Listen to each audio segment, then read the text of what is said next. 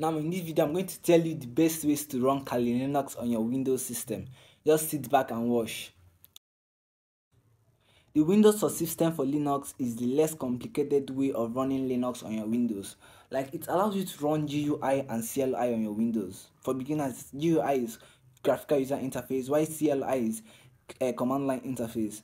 Now, you don't really need to worry about virtualization or Wi-Fi cards or your space in your system, because you just have to install it, and once you install it, you start using the basic command lines in Kali. Now, what are the advantages of WSL?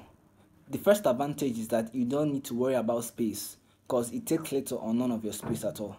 You don't also need to worry about wireless adapter cards or flash drives, since everything is installed at once. And like I say, this is very important for beginners since everything is installed once, and you can subscribe to my channel to know more about WSL. Now, what are the disadvantages of this WSL? Now, it doesn't give a beginner the main insights of being a hacker, because not every tool is installed. Some tools like River, Jack the Ripper are not installed at once. You need to be the one to install them. And if you have no teacher, I'm sorry, you won't know about these apps. Another example is, once a virus enters the system, your main system is tampered with. So you have to be really careful on the sites you enter. Thank you. We all know about virtualization. It's all about running a fake or a virtual machine in your main computer. Now, I've made a video on virtualization on Kali. Go to my channel, subscribe and watch the video. Now, what's the main purpose of this virtualization and the advantages? Now, in virtualization, it won't give any harm to your system. Like, once a virus enters it, you can delete it, install it again, delete it, install it again, over and over and over again, unlike the WSL. And also, it gives you access to all tools. Every tool has been downloaded once you download it, unlike WSL that you need to download it yourself. Now, the downside of this virtualization is that it doesn't use wireless interface, it uses Ethernet. And with it, you can't actually hack any wireless system. You need to have a network card. And wireless network cards are very cheap and very expensive depending on your region. So I don't recommend wireless hacking very much on virtualization, even if you have the wireless card.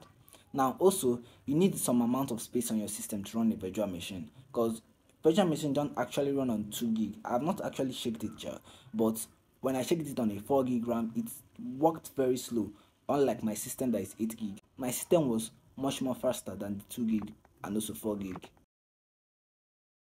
First out of all three is dual booting. Now, not every beginner knows all about dual booting, but it's all about running 2 booting operations in one system. And running 2 operations means running 2 operating systems in one. So you can also have triple booting running 3. You can also have quadruple booting running 4. You can also run 5. You can also run 6, depending on how much your system can take on it.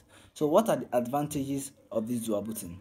It can support every hacking. You don't actually need a wireless card to hack wireless interfaces in dual booting, since it's already on your system. You also accept wireless interfaces. Also, before I forget, it gives you all the Linux tools, also like that of virtualization, but not that of WSL.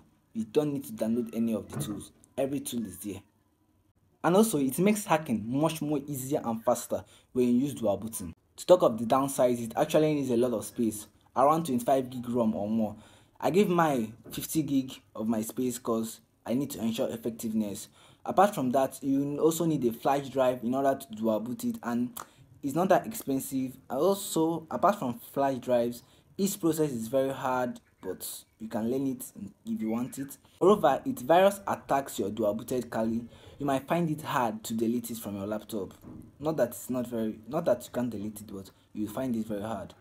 Moreover, I find dual booting the best out of all three. What is your best? Tell me in the comment section.